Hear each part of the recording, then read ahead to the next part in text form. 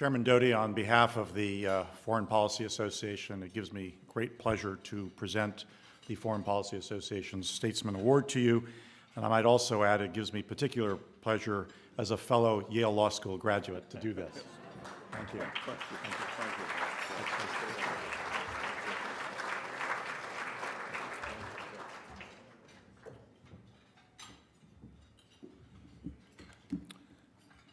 Well, thank you, Brendan, for that wonderful introduction, and thank you all for this wonderful honor. I want to thank Paul Volcker for the support that he has provided and the advice he's given the Public Company Accounting Oversight Board for its mission over the years.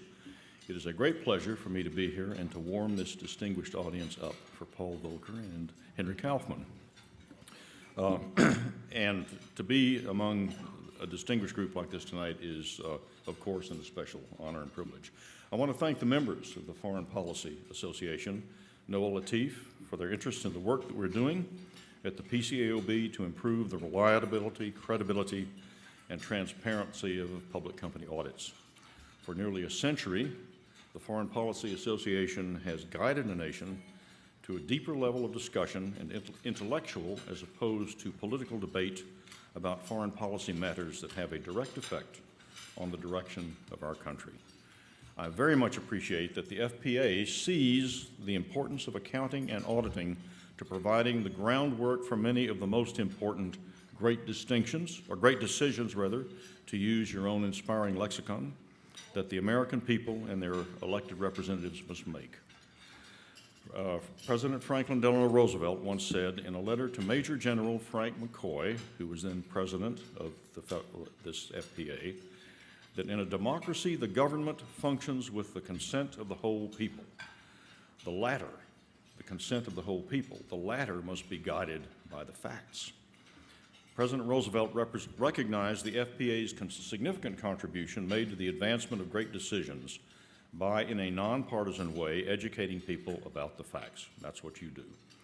This, of course, is the objective of audits, which Major General McCoy would have understood very well. McCoy began his military career as an aide to Leonard Wood in Cuba during the Spanish-American War. After the war, he and Wood, who became military governor of Cuba, worked together to establish democratic reforms in Cuba.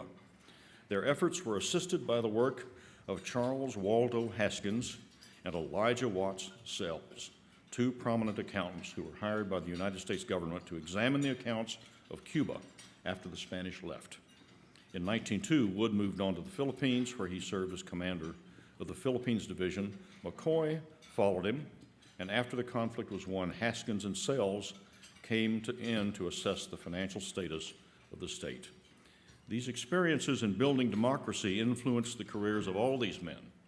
McCoy, of course, went on to become president of the FPA. Haskins and Sells formed an accounting firm that today is the cornerstone of one of the largest global accounting firm networks in the world. As elusive as democracy has proved to be in Cuba and the Philippines, the relationship between the development of a stable democracy and accounting for assets of the state was clear to these men, and it remains a determining factor today. Democracies depend on transparency. They depend on the accuracy of information to support informed decisions by the people and their elected representatives.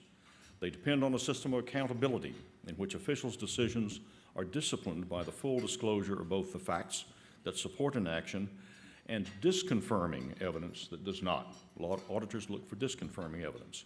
Years before the Berlin Wall came down, President Ronald Reagan famously called the United States and its friends, quote, to foster the infrastructure of democracy, the system of a free press, unions, political parties, universities, which allows a people to choose their own way to develop their own culture, to reconcile their own differences through peaceful means. Accounting and auditing are and have been important tools for laying the foundation of such an infrastructure. They're the tools of business and capitalism because they're the tools of truth. Applied properly, I'll get into that, they're blind to power. They can serve the people by enabling mechanisms for accountability and transparency, just as they serve John Pierpont Morgan's need to govern his appointed managers. Accounting and auditing also promote civil societies by supporting systems of legal property. As Hernando de Soto has taught, Hernando de Soto, the economist from Peru, not the conquistador, quote, "The Mysteries of Capitalism, wonderful, wise book.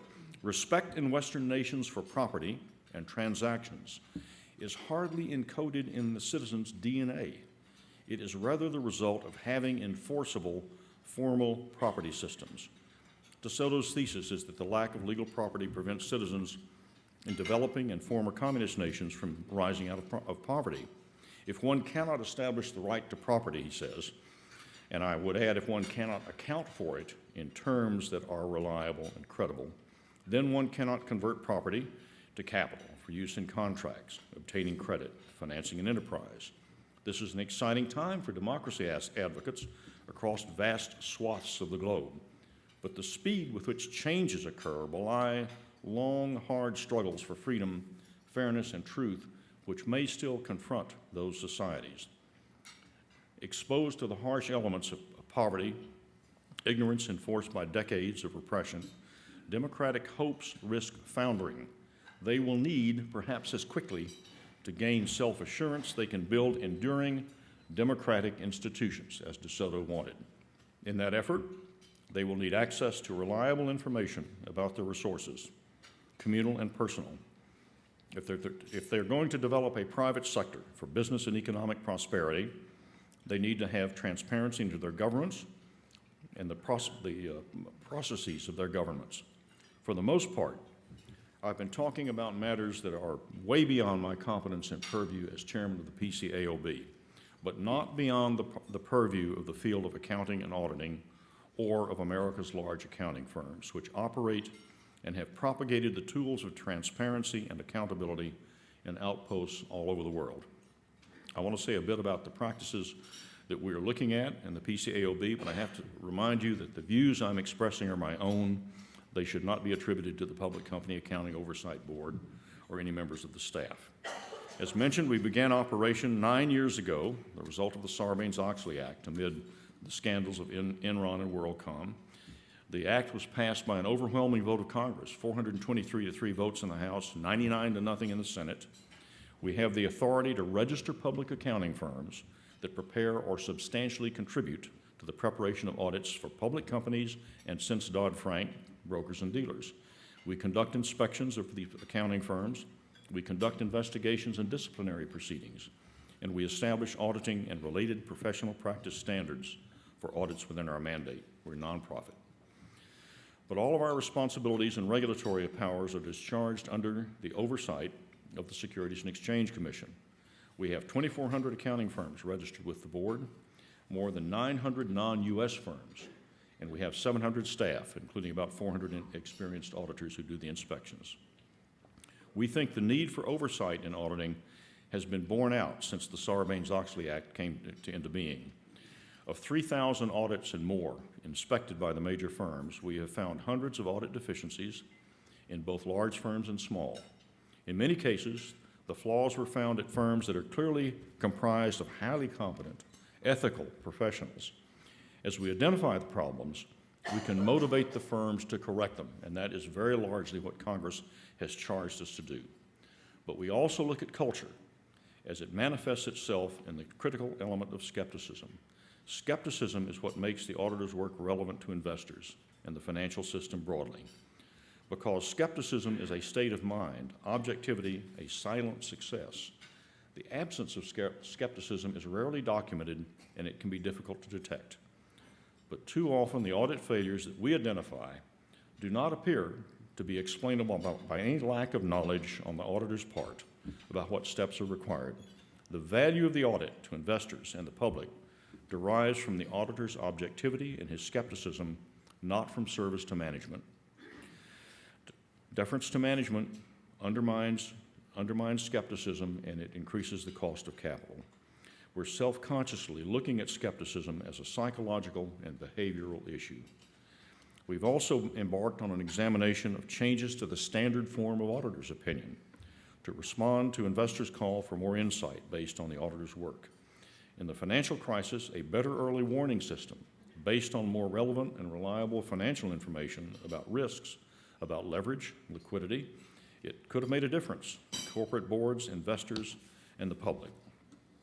Yesterday, German Chancellor Merkel and French President Sarkozy called for a new European treaty to provide better economic governance for 17 countries of the Eurozone. In the absence of clear facts within the zone about member states' true financial position, it just may be that experts in those countries were able to envision and put enormous bets on some competing possibilities for Euro debt that now do not look so good. One wonders, why was so much concentration in these risky investments done, and whether or not guesswork or the lack of visibility and audit failures may have made a difference, whether robust accounting and auditing could have made a difference. We know they didn't. We know that auditing did not cause the crisis. The question is whether or not we can do more to make auditing more relevant and more transparent that will help us avert it in the future. We have mooted a proposal to enhance audit transparency, and this is the idea here is to provide more enhanced transparency into the composition of cross-border audits so that people know and have a better understanding of how an audit was conducted and how many foreign firms may have participated in that audit and how much of the work was done by auditors other than those who signed the report. I want to touch very briefly on global audits before I leave. Underwriting used to be a local business in which the underwriter vouched for the capabilities of management that he knew, and their personal relationships provided an assurance about underwriting that you don't have in a global economy, in a global offering setting anymore. The providers of capital can't rely on the discipline of common cultural norms across countries and societies in a global offering.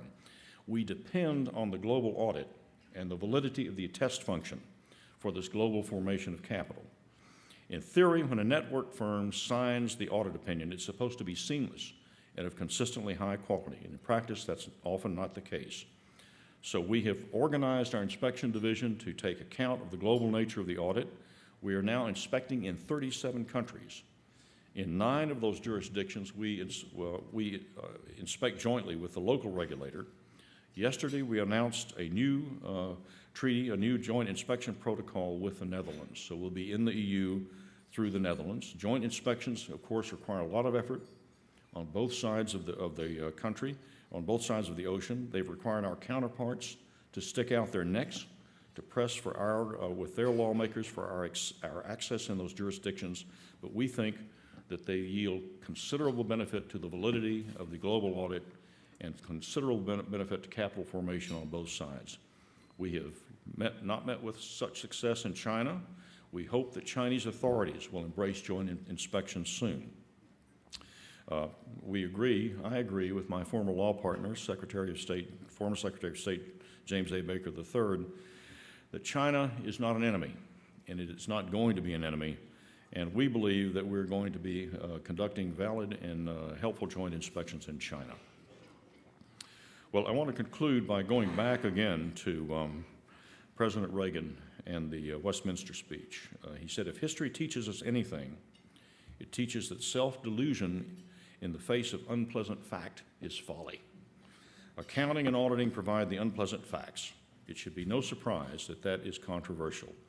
Audits free people with the truth, and some people want to deny that truth and deny that freedom. Corruption depends on the frustration of transparency and accountability.